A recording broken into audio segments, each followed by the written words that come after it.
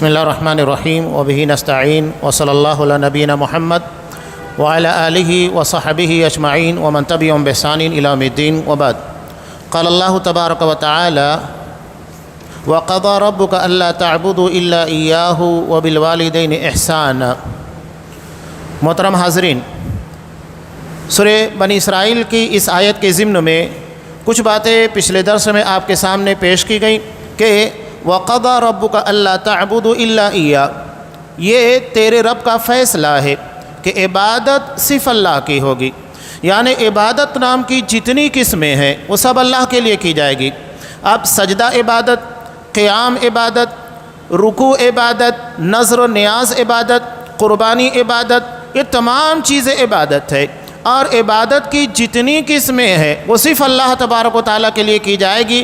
اگر ہم نے عبادت میں کسی غیر کو شریک کیا، یعنی عبادت کی کسی قسموں کو اللہ کے بجائے کسی غیر اللہ کے لیے کیا، سمجھ لینا چاہیے یہی شرک ہے۔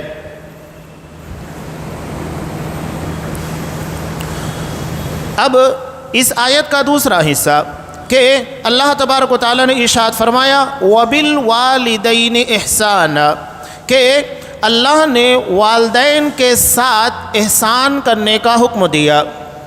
تو یہ عبادت کا دوسرا حصہ، عبادت میں اللہ تبارک و تعالیٰ کا کوئی شریک نہیں۔ اب جب حقوق العباد کی بات آتی ہے تو اللہ تبارک و تعالیٰ نے والدین کو سب سے بڑا اعزاز عطا کیا، یہ حقوق العباد میں سب سے بڑا مقام ہے، تو اللہ نے اس کا تذکرہ یہاں پر کیا، والدین کے ساتھ احسان کیا جائے گا۔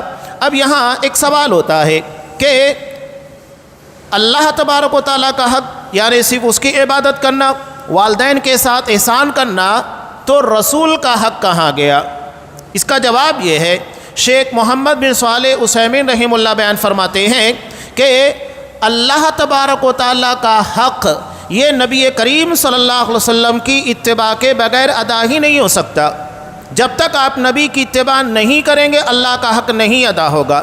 اب مثال کے طور پر نماز، روزہ، حج، زکوٰۃ، یہ تمام چیزیں، بتائیے کیا نبی کی اتباع کے بغیر آپ کوئی بھی چیز ادا کر سکتے ہیں؟ نہیں۔ تو اس میں نبی کریم صلی اللہ علیہ وسلم کا حق لازمی طور پر شامل ہو گیا۔ اب یہاں اللہ نے جو ارشاد فرمایا کہ والدین کے ساتھ احسان کرنا ہے، قرآن نے جو لفظ بے استعمال کیا وبل، والدین کے ساتھ، دراصل قرآن نے یہاں پر ایک بہت ہی عظیم بات کہی کہ والدین کو اپنے ساتھ میں رکھ کر احسان کرنا ہے، انہیں اپنے سے دور رکھ کر نہیں۔ والدین کسی کو ضرورت یہ نہیں ہے کہ آپ انہیں ہفتہ واری خرچ دے دیں، منتھلی خرچ دے دیں، یا انہیں میڈیکل کی ضرورت پیش آ جاتی ہے وہ دے دیں، نہیں، بلکہ ان تمام ذمہ داریوں کے ساتھ والدین کا حق یہ ہے کہ انہیں اپنے ساتھ میں رکھا جائے، ایک ایک پل ان کی نگرانی کی جائے۔ قرآن مجید نے ایک بڑی حسین بات کہی، سورہ یاسین آپ پڑھتے ہیں، اللہ نے بڑھاپے کے تعلق سے کیا کہا؟ اولم نعمرہ ننکسہ فی الخلق، کہ کیا ہم جسے عمر عطا کرتے ہیں کیا اسے بچپنے کی طرف نہیں لوٹا دیتے؟ یعنی بچپنا اور بڑھاپا دونوں ایک جیسا ہے۔ کیسے؟ آپ خود دیکھیے گا کہ بچہ بچپن میں اپنے ماں باپ سے بار بار سوال کرتا ہے، یہ کیا ہے، وہ کیا ہے، سوالات کے پر سوالات، اور وہ انہی سوالوں کے ذریعے دراصل سیکھتا ہے۔ بڑھاپے میں بھی ماں باپ وہی کرتے ہیں، بار بار اپنے بچوں سے سوال کرتے ہیں، یعنی بڑھاپا جس طرح بچپن تھا اسی طرف لوٹ آتا ہے۔ علاوہ جس طرح بچہ بچپنے میں اپنے ماں باپ کی نگہداشت کا ضرورت مند ہوتا ہے، اسی طرح بوڑھے ماں باپ بھی ہر پل اپنے بچوں کی نگہداشت کے ضرورت مند ہوتے ہیں، یعنی اسی بچپن کو بڑھاپے کی طرف لوٹا دیا جاتا ہے، عادت و اطوار میں بھی اور سہارے کے اعتبار سے بھی۔ لیکن آپ غور کیجئے کہ بچہ اپنے ماں باپ سے بار بار سوال کرتا ہے، لیکن ماں باپ بہت ہی پیار بھرے انداز میں بار بار اسی سوال کا جواب دیتے ہیں، کبھی جھڑکتے نہیں ہیں کہ کیا بار بار وہی سوال لگا کے رکھا ہے۔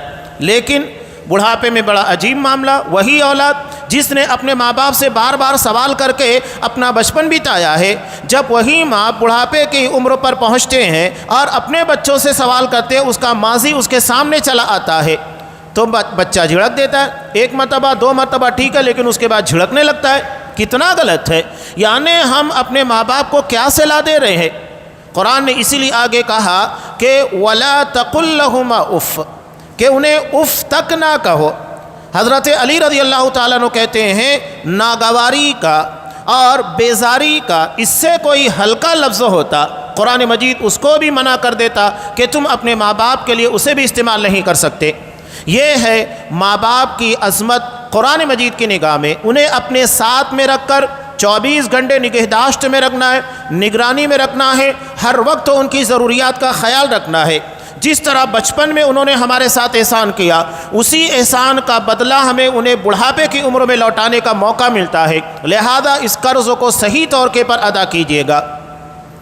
اب یہاں والدین یہ ماں اور باپ دونوں کو بولا جاتا ہے، لیکن عربی زبان میں ماں باپ کے ساتھ ساتھ دادا دادی ان لوگوں کے لیے بھی یہ لفظ استعمال ہوتا ہے، وہ بھی اس میں شامل ہوتے ہیں، گرچہ زیادہ تر اس کا استعمال ماں باپ کے لیے ہی ہوتا ہے، دادا دادی کے لیے نہیں ہوتا ہے۔ اب اس کے بعد اللہ نے کہا کہ احسان کرنا ہے۔ احسان کا مطلب کیا ہے؟ بذل المعروف، یعنی بہتر سے بہتر سلوک کرنا، بہتر سے بہتر نیکی کا رویہ ان کے ساتھ اختیار کرنا۔ وبالوالدین احسانا۔ اب یہاں اللہ تبارک و تعالیٰ نے جو بات کہی، کچھ باتیں میں ضمناً بھی آپ کے سامنے رکھنا چاہتا ہوں کہ یہاں قرآن نے ماں باپ کے مقام اور مرتبے کا اتنا خیال کیوں رکھا؟ دراصل یہ اسلام کی عظمت ہے، اسلام کی عظمت شان ہے کہ یہاں صرف اللہ کی عبادت اور بندگی نہیں ہے، بلکہ ساتھ ساتھ حقوق العباد کو بھی مد نظر رکھا گیا ہے۔ یہ نہیں کہ آپ بندوں سے کٹ جائیں، کسی جگہ کے پر اپنے آپ کو محصور کر لیں، بس اللہ اللہ کرتے رہیں، وہی دین ہے؟ نہیں، دین اللہ کی عبادت کے ساتھ ساتھ دراصل بندوں کے حقوق کی صحیح طور پر ادائیگی بھی ہے۔ اس لیے آگے قرآن مجید نے کئی اہم چیزوں کا تذکرہ بھی کیا۔ ایک بہت ہی پیارا اور حقیقی واقعہ، آج لوگ سعودی عرب کو بہت بدنام کرتے ہیں، بہت برائیاں بیان کرتے ہیں، جو نہیں ہیں وہ بھی بیان کرنے کی کوشش کرتے ہیں، لیکن کبھی اچھائیاں بھی بیان کر دیا کرو، کوئی بیان نہیں کرتا ہے۔ آج ابھی دیکھیے بالکل قریب میں چند دنوں پہلے سعودی عرب کی طرف سے کتنی خطیر رقم فلسطین کے مسلمانوں کے لیے خرچ کی گئی۔ یہ تو ایک نمونہ ہے، مسلسل وہ لوگ خرچ کرتے ہیں، یہاں تک کہ فلسطین کے تمام تر اخراجات، اس کے قونصلیٹ، دیگر ملکوں کے اندر جو بھی اس کی ذمہ داریاں ہیں، تمام تر اخراجات کی ذمہ داری سعودی عرب نے اپنے ہاتھوں میں رکھی ہے، ساری چیزیں، لیکن اسے کوئی بیان نہیں کرتا۔ لوگ سوال کرتے ہیں کہ سعودی کیا کر رہا، سعودی کیا کر رہا ہے؟ ارے وہ بتاتا نہیں ہے، تم لوگوں کی طرح ریاکاری نہیں کرتا ہے کہ کرنا کچھ نہیں، بتانا بہت کچھ ہے، وہ سب کچھ کر کے نکل جاتا ہے۔ اس کے نزدیک لوگوں کی خبروں میں آنا اہمیت نہیں رکھتا ہے، اپنے بھائیوں کی مدد کرنا زیادہ اہمیت رکھتا ہے۔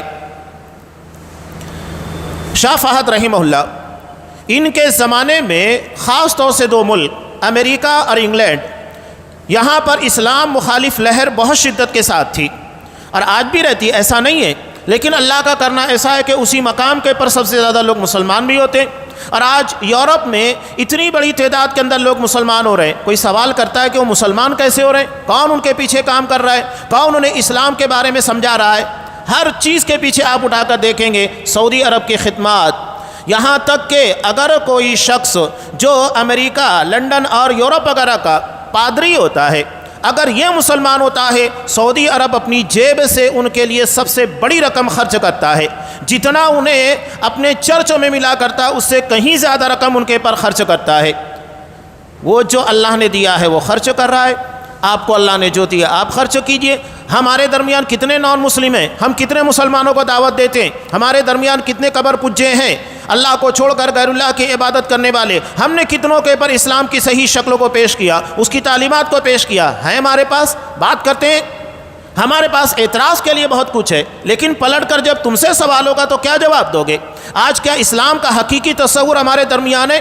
کیا ہمیں عقیدہ توحید کا علم ہے؟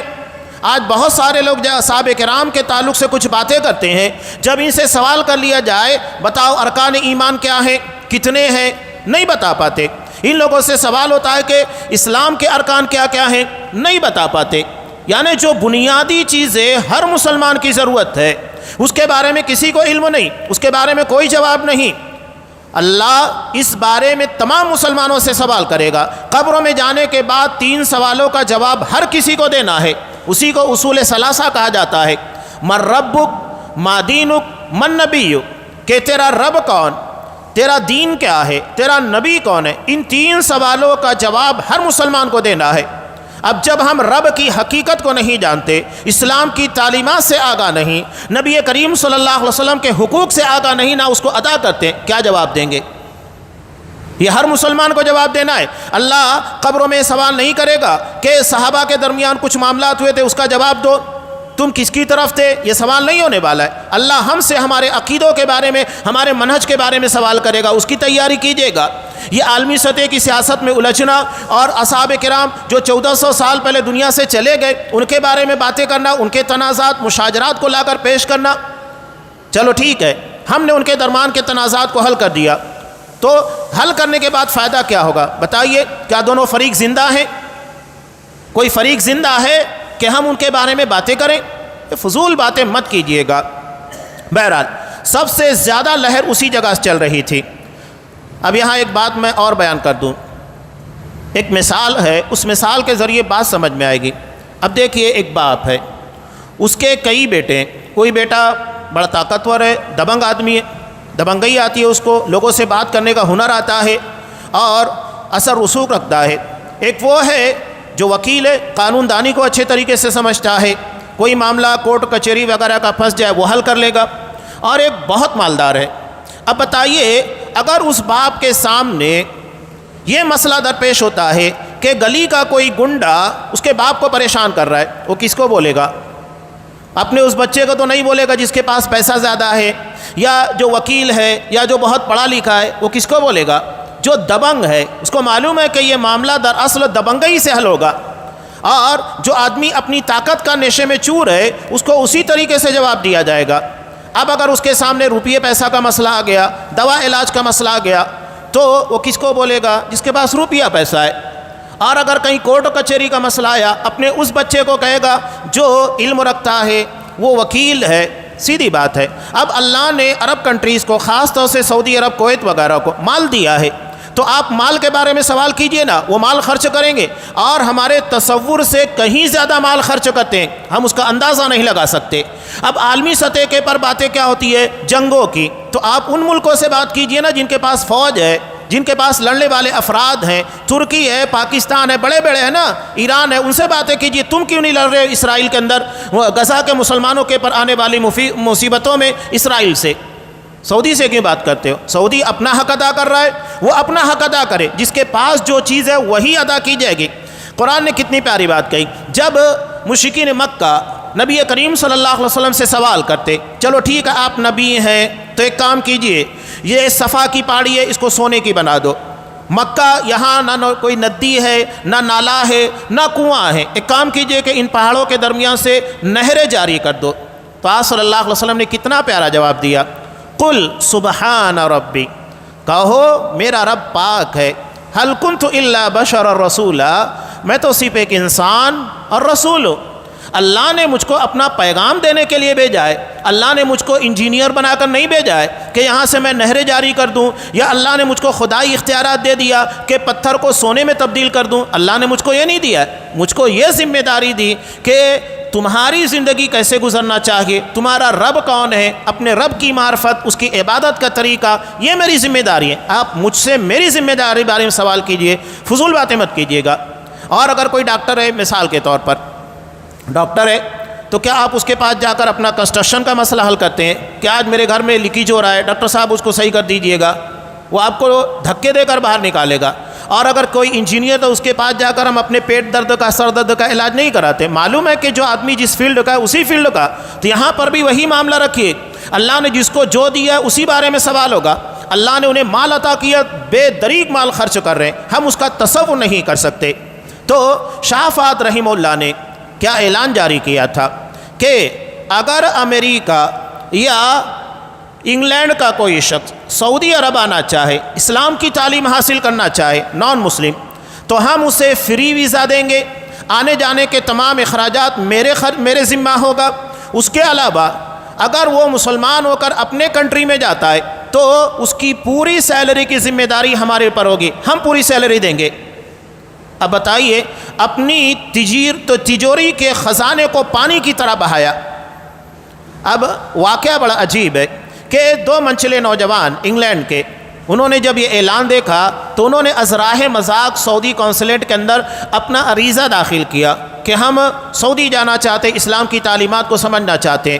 اللہ کا کرنا ایسا ہوا کہ ان لوگوں کا ویزا منظور ہو گیا، سارے اخراجات سعودی گورنمنٹ نے اٹھائے، شاہ فہد نے ذاتی خرچ کیا ان تمام چیزوں کے پر، اور اس کے بعد اللہ کا کرنا یہ ہوا کہ 3 سال کی مدت رہے مسلمان ہوئے، اسلام کی تعلیمات کو خوب اچھے طریقے سے سمجھا، مسلمان ہونے کے بعد اپنے ملک واپس آئے، اور آنے کے بعد ان علاقوں کو ٹارگٹ کیا جہاں اولڈ ایج ہوم میں بوڑھے ماں باپ کو نوجوان اپنی جوانی کی عیاشیوں کے لیے رکاوٹ سمجھتا ہے، لا کر ڈال دیتا ہے۔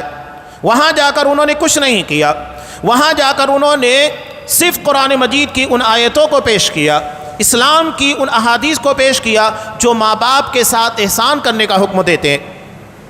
ایک بوڑھا شخص روتے ہوئے کھڑا ہوا، کہا کہ آپ لوگ یہاں آنے میں 30 سال کی دیری کر چکے ہیں، اگر 30 سال پہلے تم لوگ یہاں آتے، ہمیں اسلام کی ان تعلیمات سے روشناس کراتے، تو آج ہمارے بچے ان تعلیمات کی بنیاد کے پر ہمیں یہاں چھوڑ کر نہیں جاتے بلکہ اپنے ساتھ رکھتے اور ان تعلیمات کی بنیاد کے پر وہ خدمت انجام دیتے جو ہم ان سے توقع اور امید رکھتے ہیں۔ تو یہ بتانے کا مقصود یہ ہے کہ کون کیا خدمات انجام دے رہا ہے، ہم اس کی جانب توجہ نہیں، عیب کے پر بہت نظر ہے لیکن خدمات کے پر کوئی نظر نہیں ہے۔ اب یہاں والدین کے تعلق سے ابھی کریم میں آپ دیکھیے 1-2 دن پرانی رپورٹ ہے، یہاں ہندوستان کا ایک چینل ایسی جگہ کے پر پہنچا، یہ ہمارا اپنا ملک ہے، یہ بیماری یہاں تک پہنچ چکی ہے کہ اپنے بوڑھے ماں باپ کو اولڈ ایج ہوم میں لے جا کر ڈال دیا گیا اور ایسی جگہ رکھا گیا ہے ہفتوں کوئی پوچھنے والا نہیں۔ جب رپورٹر وہاں پہنچے تو حیران رہ گئے اور انہیں اسی حالت میں چھوڑ دیا جاتا ہے۔ کتنا افسوس ہوتا ہے کہ بوڑھے ماں باپ جو ہر وقت اپنے بچے کی نگہداشت کے ضرورت مند ہوتے ہیں، ان کے ساتھ کیا سلوک کیا جا رہا ہے، جبکہ وہی ماں باپ اپنے بچے کے لیے سوچئے کہ بچہ جب چھوٹا ہوتا ہے اس کے ساتھ کتنا زیادہ خیال رکھتے ہیں، ماں ہر پل اس کے پر نگرانی رکھتی ہے، باپ جب تک گھر میں ہوتا ہے اس کے پر نظر رکھتا ہے، ایک ایک چیز کا خیال رکھا جاتا ہے، اور ماتھے کے پر کبھی سلوٹ نہیں آتی کہ بچے کی پرورش میں اتنی تکلیف ہو رہی ہے تو ان کے ماتھوں کے پر سلوٹیں آئے، بہت ہی خوشی کے ساتھ ممتا کے ساتھ یہ تمام چیزوں کو وہ نبھا لے جاتے ہیں۔ قرآن وہی کہہ رہا ہے وَبِالْوَالِدَيْنِ إِحْسَانًا، اس کے بعد آگے اللہ تبارک و تعالیٰ نے ارشاد فرمایا وَقُلْ لَهُمَا قَوْلًا كَرِيمًا، کہ ان سے سکون اطمینان کے ساتھ بات کرنا ہے۔ کبھی کبھی لفظ وہی ہوتے ہیں، لہجے کی خرابی انسان کو بہت تکلیف دیتی ہے، تو لہجے کے اندر بھی سکون ہونا چاہیے۔ لفظ اچھے ادا کر رہے ہو بہت اچھی بات ہے، لیکن لہجے کے ساتھ ساتھ الفاظ کے ساتھ ساتھ انسان کا لہجہ بھی درست اور نرم ہونا چاہیے کہ وہ آواز وہ لہجہ اپنے ماں باپ کو سکون پہنچائے، اس میں کسی قسم کی سختی نہیں پائی جانی چاہیے۔ تو یہ والدین کے تعلق سے قرآن مجید نے یہاں پر حکم دیا کہ اللہ تبارک و تعالیٰ کی عبادت کی جائے گی، اور اللہ تبارک و تعالیٰ کی عبادت کے بعد والدین کے ساتھ حسن سلوک کیا جائے گا۔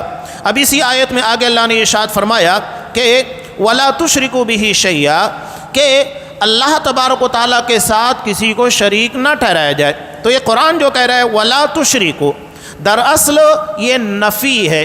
کلمے کے اندر ہم کہتے ہیں نا لا الہ، کوئی معبود ہے ہی نہیں، اللہ کا کوئی شریک ہے ہی نہیں، یہ اسی چیز کو بیان کیا گیا ہے، اور اس کے بعد کہا کہ وَاعْبُدُوا، کہ صرف اللہ ہی کی عبادت کرو۔ دراصل یہ الا اللہ کی تفسیر ہے کہ صرف اللہ ہی عبادت کے لائق ہے، لہذا اللہ ہی کی عبادت کی جائے گی۔ اب یہاں قرآن نے آگے کہا شیئا، کہ بالکل بھی اللہ کا شریک نہ بناؤ۔ یہ عربی کا ایک قاعدہ ہوتا ہے کہ نکرہ تحت النفی، یعنی اگر کوئی چیز منع کی گئی اور اس کے ساتھ عمومی جملہ استعمال کیا گیا، شیئن یعنی کچھ بھی، بالکل عام چیز ہے، تو اس کا مطلب یہ ہے لا نبیًا ولا ملکًا ولا ولیًا، کہ اللہ کے ساتھ نہ تو کوئی نبی شریک بن سکتا ہے، نہ کوئی فرشتہ شریک بن سکتا ہے، نہ کوئی ولی شریک بن سکتا ہے، بلکہ دنیا کا کوئی معاملہ بھی اللہ تبارک و تعالیٰ کے ساتھ شریک نہیں کیا جائے گا۔ یہ بات تو سمجھ میں آئی، اللہ کے ساتھ کوئی نبی شریک نہیں ہوگا، یعنی اللہ کو چھوڑ کر کسی نبی کو نہیں پکارا جائے گا، نہ کسی فرشتے کو پکارا جائے گا مدد کے لیے، اور نہ ہی کسی ولی کو۔ بات ختم ہو گئی۔ ابھی یہاں پر دیکھیے کہ محرم کا مہینے کا آغاز ہو چکا ہے۔ ہمارے یہاں ایک مشہور شعر پڑھا جاتا ہے، کیا ہے وہ؟ نادی علی مظہر العجائب تجد عونا لک فی النوائب، کہ مصیبتوں میں آپ حضرت علی رضی اللہ تعالیٰ عنہ کو آواز دو، آپ ہر مصیبت کے موقع پر حضرت علی رضی اللہ تعالیٰ عنہ کو اپنا مددگار پاؤ گے۔ کھلا ہوا شعر، آج مسلمان بھی سمجھتا نہیں ہے اور اسی شعر کو پڑھتا ہے۔ آپ پڑھیے کہ اس کے اندر ہے کیا۔ اور مسلم کی وہ روایت یاد آتی ہے کہ بسا اوقات بندہ ایک مرتبہ ایک جملہ کہتا ہے، اس کے پر غور نہیں کرتا کہ میں نے کیا کہا ہے، لیکن اس کی بنیاد کے پر وہ جہنم میں اتنا نیچے چلا جاتا ہے کہ جتنا مشرق و مغرب کے درمیان کی دوری بلکہ اس سے کہیں زیادہ۔ یہ ہے معاملہ، شرک کے بارے میں اتنا زیادہ چوکنا رہنا ہے۔ کوئی یہ نہ کہ مجھ کو معلوم نہیں تھا، نہیں، یہ ہماری ذمہ داری ہے کہ علم حاصل کرو۔ یہ درس کا اہتمام اسی لیے کہ ہمیں شرک کے بارے میں پتہ ہو، عقیدہ توحید کی روشنیوں کا علم ہو۔ اگر ہم نے نہیں سیکھا تو اللہ تبارک و تعالیٰ کے عذر نہیں پیش کر پائیں گے۔ تو ہماری ذمہ داری بلکہ یہ فرض عین ہے، ہر مسلمان کو جاننا چاہیے کہ توحید اور شرک کے بارے میں علم حاصل کرنا یہ تمام مسلمانوں کی ذمہ داری ہے۔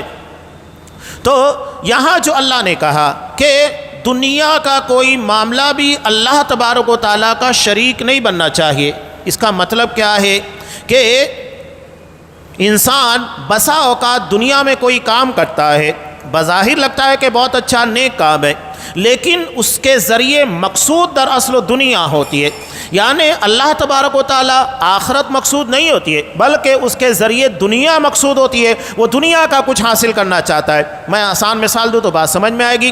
ہمارے یہاں بعض لوگ کیا کہتے ہیں کہ اگر دیکھتے ہیں کاروبار میں ترقی نہیں ہو رہی ہے یا روزگار کا مسئلہ آ رہا ہے تو وہ سوچتے ہیں کہ یار میں نماز نہیں پڑھ رہا تھا شاید اس کی وجہ سے، تو وہ نماز کیوں پڑھنا شروع کرتا ہے کہ دنیا میں اسے کاروباری اعتبار سے ترقی ملے یا روزگار کا مسئلہ حل ہو جائے، یعنی عبادت کا مقصد اللہ کو راضی کرنا نہیں بلکہ اس کے ذریعے دنیا کمانا ہے۔ یہی تو غلطی ہے۔ ٹھیک ہے، اللہ عبادت کی بنیاد پر دنیا کی فراوانی عطا کرتا ہے، لیکن مقصد دنیا نہیں ہونا چاہیے، مقصد آخرت اور اللہ کی رضا ہونا چاہیے۔ آپ کس کو مقدم رکھیں گے اس کے بارے میں سمجھیے نا، آپ کس کو مقدم رکھ رہے ہیں؟ اگر دنیا کو مقدم رکھ رہے ہیں اور اللہ کی رضا آخرت کو پیچھے ڈال رہے ہیں تو سمجھ جائیے گا کہ یہی اللہ کا شریک بنانا ہے کہ آپ عبادت اللہ کی کر رہے ہیں لیکن نیتوں کے ذریعے اور مقصد کے ذریعے آپ دنیا کو شریک بنا رہے ہیں۔ اسی لیے یہاں پر انہوں نے کہا فَلَا تَجْعَلِ الدُّنْيَا شَرِيكًا مَعَ اللَّهِ، بس دنیا کو اللہ کے ساتھ شریک مت بناؤ۔ اسی لیے یہاں ایک حدیث کو بھی نقل کیا ہے بخاری کی کہ آپ صلی اللہ علیہ وسلم نے ارشاد فرمایا تعیس عبد الدینار تعیس عبد الدرہم، کہ دینار اور درہم کا بندہ تباہ ہو گیا، برباد ہو گیا۔ اب یہ دینار اور درہم کا بندہ کون ہے؟ اس کا مطلب یہ ہے کہ وہ دولت دراصل اللہ کے لیے نہیں بلکہ عبادت کو ذریعہ بنا کر دولت کما رہا ہے۔ اس کے نزدیک دراصل عبادت اصل نہیں ہے بلکہ عبادت کی بنیاد کے پر وہ دنیا کی دولت حاصل کرنا چاہتا ہے۔ تو اسی لیے اللہ کے رسول صلی اللہ علیہ وسلم نے کہا دینار اور درہم کا بندہ، یعنی وہ روپیہ کمانے پیسہ کمانے کے لیے جی رہا ہے، عبادت کر رہا ہے، اصل مقصود دولت ہے۔ اس بنیاد پر اللہ کے رسول نے کہا دینار اور درہم والا بندہ، یعنی اس کو حاصل کرنے والا، اسے مقصد بنانے والا بندہ تباہ و برباد ہوا۔ آپ صلی اللہ علیہ وسلم کی ایک بہت طویل اور جامع دعا ہے ترمذی کی، اس میں آپ صلی اللہ علیہ وسلم نے ایک جملہ یہ بھی کہا، بہت ساری دعائیں اس کے اندر شامل ہے دنیا آخرت کی فلاح بہبود کی، اس میں ایک جملہ آپ نے یہ بھی کہا وَلَا تَجْعَلِ الدُّنْيَا أَكْبَرَ هَمِّنَا، کہ اللہ دنیا کو ہمارا سب سے بڑا مقصد ٹارگیٹ مت بنا کہ سب کچھ دنیا ہو، ہم جو بھی کریں بس دنیا کے کریں، آخرت مقصود نہ ہو۔ آپ دیکھیں جگہ جگہ اللہ کے رسول صلی اللہ علیہ وسلم نے آخرت کا تذکرہ کیا، اللہ پر ایمان کا تذکرہ کیا۔ بخاری کی روایت دیکھیے من کان یؤمن باللہ والیوم الآخر فلا یؤذی جارہ، جو اللہ اور آخرت کے دن پر ایمان رکھتا ہے اسے چاہیے کہ اپنے پڑوسی کو تکلیف نہ دے۔ ایک سماجی مسئلے کو ایمان سے جوڑ دیا گیا۔ پڑوسی کو تکلیف دینا یہ سماجی مسئلہ ہے، لیکن اسے ایمان سے جوڑ دیا گیا، اللہ اور آخرت کے پر یقین، ایمان۔ اس لیے کہ آپ اگر کسی پڑوسی کو تکلیف نہیں دے رہے ہیں تو مقصد یہ ہونا چاہیے کہ آپ اللہ اور آخرت پر ایمان رکھنے کی وجہ سے اسے تکلیف نہیں دے رہے ہیں، یہ نہیں کہ ایک سماجی مسئلہ ہے بس۔ ہمارے تمام تر امور دراصل کنیکٹ ہیں ایمان اور عقیدے سے۔ اگر ہم دیکھیں گے نا، نسیں جو باریک باریک دماغ سے کنیکٹ ہے، چاہے ہمارے دانت کی ہو، گلے وغیرہ، یہ تمام چیزیں بڑی باریکی کے ساتھ آ کر دماغ سے کنیکٹ ہو جاتی ہے۔ تو یہی معاملہ ہمارے تمام تر دنیاوی اور دینی امور کا ہے، یہ سب کے سب ڈائریکٹ کنیکٹ ہوں گے عقیدے سے، ایمان سے۔ کوئی چیز عقیدہ و ایمان کے سے خالی نہیں ہے، ہر چیز اسی سے جڑی ہوئی ہے، اسی سے کنیکٹ ہے۔ تو آپ صلی اللہ علیہ وسلم نے اسی بات کو کہا، تعیس عبد الخلیمہ خمیلہ تعیس عبد الخمیسہ، کہ وہ بندہ تباہ ہو جائے، برباد ہو جائے جو چادر اور کمبل کی چاہت رکھتا ہے، یعنی دنیا حاصل کرنا چاہتا ہے۔ یہ منع نہیں ہے، قرآن میں بھی تو سکھایا گیا، ربنا آتینا فی الدنیا حسنہ، اللہ ہمیں دنیا کی بھلائیاں عطا کر، آخرت کی بھلائیاں عطا کر، پہلے دنیا اس کے بعد آخرت، صحیح ہے، لیکن یہاں مقصود بتایا گیا ہے، ٹارگیٹ اللہ تبارک و تعالیٰ ہونا چاہیے، دنیا نہیں۔ میں جو بار بار کہہ رہا ہوں کہ آپ اولیت اللہ کی رضا کو دیجیے گا۔ اب اس کے بعد آگے اللہ نے ارشاد فرمایا، وَبِذِي الْقُرْبَى وَالْيَتَامَى وَالْمَسَاكِينِ، کن کن لوگوں کے ساتھ احسان کرنا ہے؟ قریبی رشتہ دار۔ اب یہاں قریبی لوگوں سے مراد کون ہے؟ قریبی سے مراد وہ ہیں جو بالکل ایک شخص کے پر جمع ہوتے، جیسا کہ مثال کے طور کے پر دادا سے جو نسل چلی ہوئی ہے، اس کے بیٹے ہیں، اس کے پوتے ہیں، یہ تمام کے تمام لوگ ایک آدمی کے ارد گرد آ کر جمع ہو گئے، تو یہ قریبی رشتہ دار ہو گئے۔ یعنی دادا تک پہنچنے والی جو بھی رشتہ داریاں ہیں وہ قریبی رشتہ داریوں میں شامل ہے۔ ہمارے یہاں رشتہ داریاں بھی بڑی مختصر ہیں، ہم بہت ہوتا ہے چچا، بابا، پھوپھی ذات، ماما ذات، خالہ ذات جانتے ہیں نا۔ آج صلی اللہ علیہ وسلم نے رشتہ داری کو اس سے بہت آگے رکھا ہے۔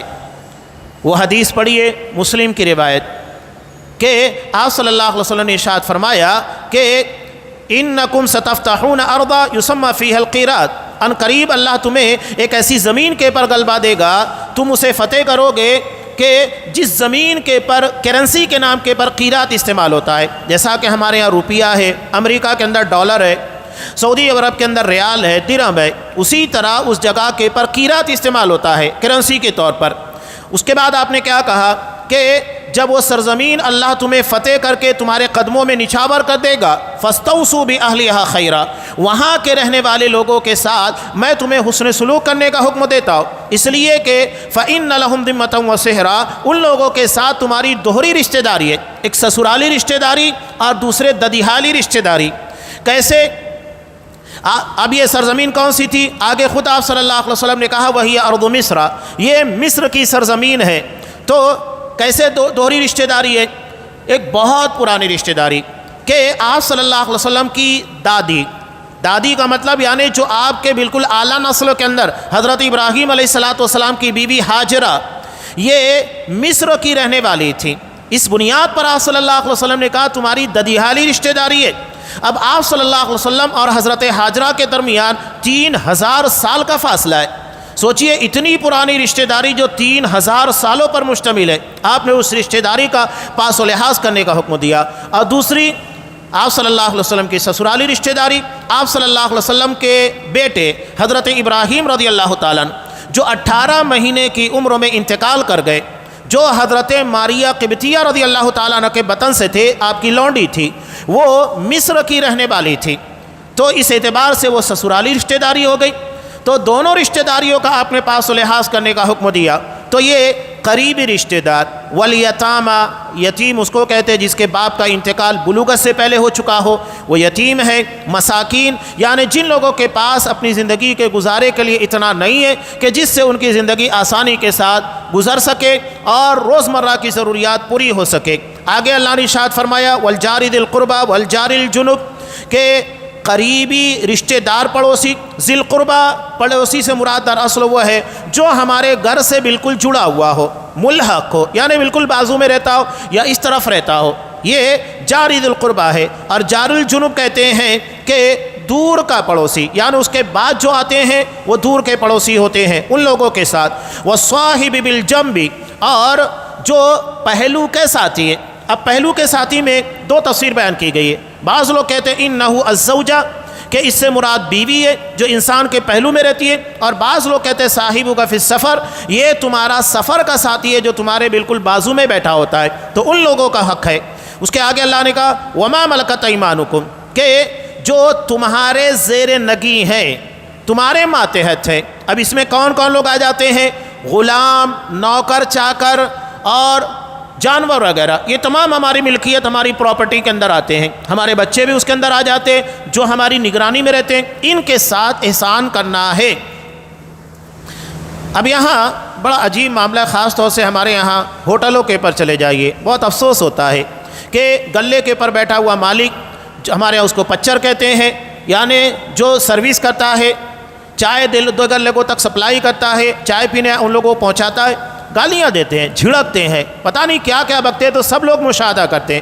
قرآن کہہ رہا ہے کہ احسان کرنا ہے۔ غلام، قرآن کہتا ہے کہ غلام کے ساتھ احسان کرنا ہے۔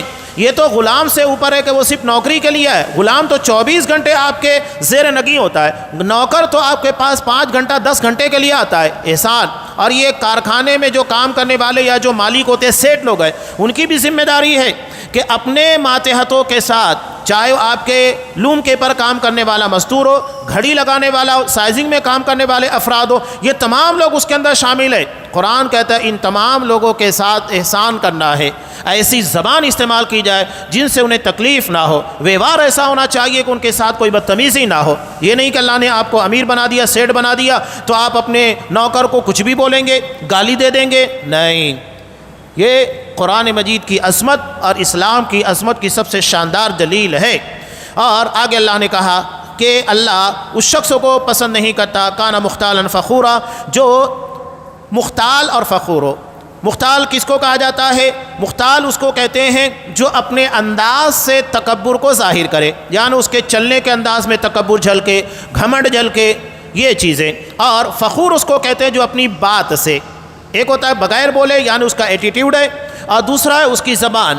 یہ دونوں چیزوں کے ذریعے اگر کوئی تکبر کا اظہار کرتا ہے، اللہ ایسے مستی خور کو، گھمنڈ کرنے والے کو، فخر اختیار کرنے والوں کو پسند نہیں کرتا ہے۔ یہ اس آیت سے جڑی ہوئی تمام باتیں تھیں جو یہاں پر لا کر پیش کی گئی۔ اب اس کے بعد اگلی آیت آ رہی ہے جو سورہ انعام کی ہے، جس میں 10 کمانڈمنٹس ہیں، 10 فرمان ہیں، بڑی مشہور آیت ہے۔ یہ اللہ نے ان آیت کو، ان 10 احکامات کو تورات کے اندر بھی نازل کیا تھا اور اسے قرآن مجید کے اندر بھی نازل کیا ہے۔ بڑے اہم احکامات ہیں جو اللہ کی توحید سے لے کر سماجی زندگی سے جڑے ہوئے ہیں۔ اس میں انشاءاللہ یتیموں کے تعلق سے، مسکینوں کے تعلق سے کچھ باتیں آئے گی، وہ ہم تفصیل کے ساتھ رکھنے والے۔ یہ ہمارے ایمان اور عقیدے کا حصہ ہے۔ جب اللہ پر ہم یقین رکھتے ہیں، ایمان رکھتے ہیں، تو اللہ نے ان لوگوں کے ساتھ جو کرنے کا حکم دیا ہے ہمیں ویسے ہی کرنا ہے۔ ایمان کا مطلب یہ نہیں ہے کہ آپ صرف اللہ کو مانتے، اللہ کی بھی ماننا ہے، تبھی آپ کا ایمان مکمل ہوگا۔ صرف اللہ کو ماننے سے نہیں، اللہ کی ماننے سے آپ کا ایمان مکمل ہوگا۔ اللہ تبارک و تعالی ہمیں اس کی توفیق دے۔ جو احکامات قرآن اور حدیث کی شکل میں ہماری زندگی کی اصلاح کے لیے بیان کیے گئے، اللہ ہمیں ان احکامات کو سمجھنے کے ساتھ اس کے پر عمل کی توفیق عنایت فرمائے۔ آمین۔ وآخر دعوانا ان الحمد للہ رب العالمین۔